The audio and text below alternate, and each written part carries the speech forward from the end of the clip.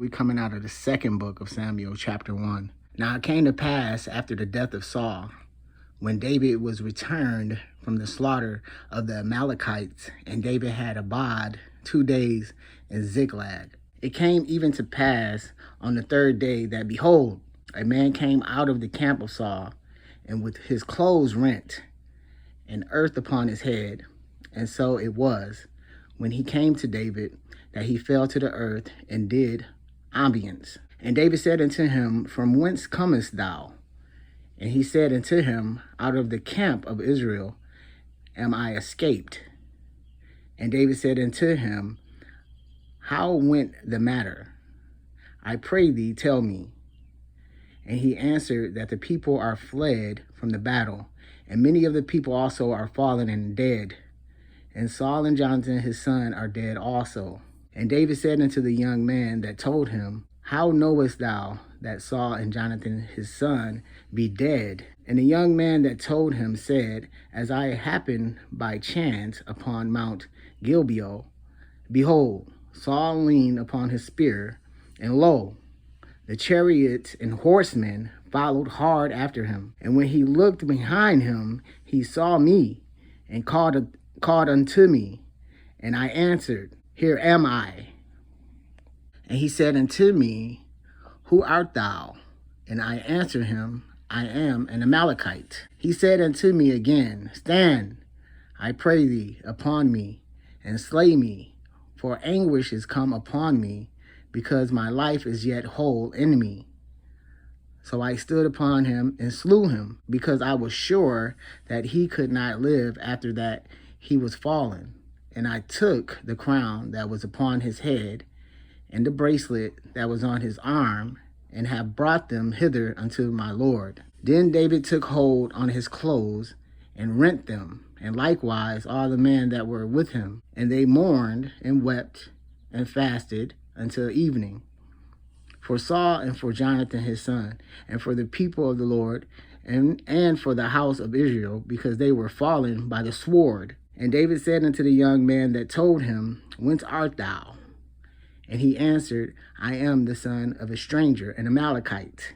And David said unto him, How wast thou not afraid to stretch forth thine hand to destroy the Lord's anointed? And David called one of the young men and said, Go near and fall upon him. And he smote him that he died.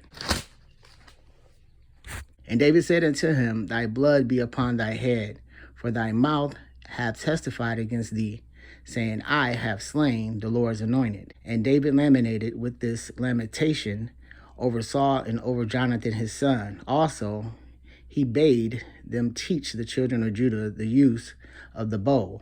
Behold, it is written in the book of Jasper, The beauty of Israel is slain upon thy high places. How are the mighty fallen? Tell it not in Gath.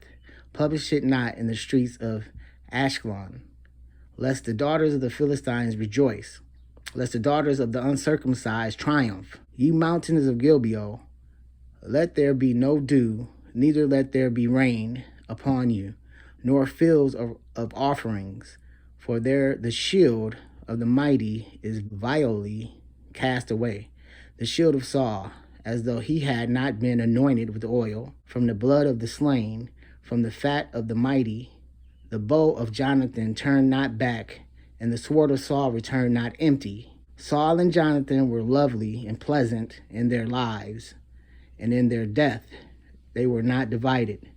They were swifter than eagles, they were stronger than lions. Ye daughters of Israel, weep over Saul, who clothed you in scarlet with other delights, who put on ointments of gold upon your apparel. How are the mighty fallen in the midst of the battle? O Jonathan, thou wast slain in thy high places. I am distressed for thee, my brother Jonathan. Very pleasant hast thou been unto me. Thy love to me was wonderful, passing the love of woman. How are the mighty fallen, and the weapons of war perished?